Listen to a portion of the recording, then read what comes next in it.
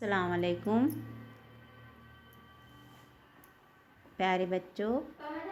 आज हम दूसरी जमात की पहली नज़म हम्द पढ़ेंगे। तो बच्चों हम पढ़ रहे हैं, अब गौर से सुनिए।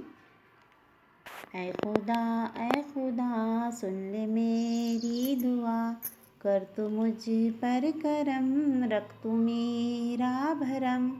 राह सीधी चलूं, शम्मा बन कर जलूं, मुझको सच्चा बना, मुझको अच्छा बना।